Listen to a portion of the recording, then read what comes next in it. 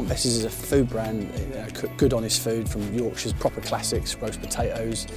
It's all about reminding people that, and telling people that they don't have to sort of snack on junk or settle for something like toast or basics. You can have a good honest meal and you can do it really easily and simply.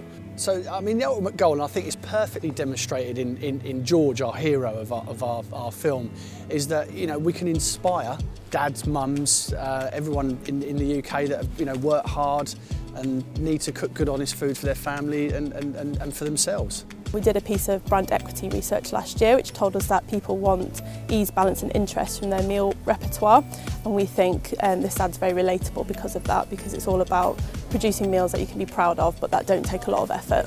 I think when you're doing something like this, we didn't want to make it someone who, I don't know, seemed like some sort of action figure from a movie or something. You had to be able to relate to him as an everyday character. I think one of the trickiest things, which we're sort of dealing with now a little bit in the grade, seeing that is just trying to balance up the light. We had a really unusually sunny first day of our shoot, which was in Croydon, and it's probably somewhere that you don't immediately think is going to be such idyllic weather, especially the time of year that we were shooting. And so you're just trying to find a look that is going to feel like it's consistent. Because it was, yeah, it felt a little saturated at one point. Yes, I mean you could argue that the carrots are too saturated. Yeah. And maybe the potatoes a bit orange. Yeah. Well, let's just bring the saturation of everything warm down a little bit. See, we could do that. I'm looking at the shadow underneath the... Underneath the plate? No, actually, no, I think it's good. No, underneath the Yorkshire. That's what you're used to. Yeah, I think, yeah, it looks better. One of the things that I've always enjoyed doing is comedy work that has an element of I don't know, action about it.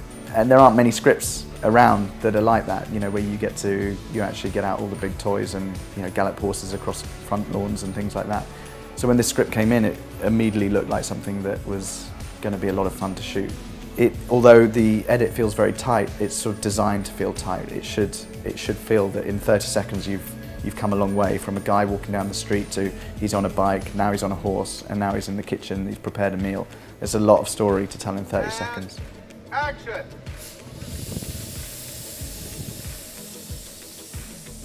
Well, working with horses is going to throw a massive challenge into the mix. To be honest, all the things that they say to be wary of working with, probably in commercials, I think scheduling it, kids, animals, food, they're all the things that kind of like you want to try and avoid doing on one day.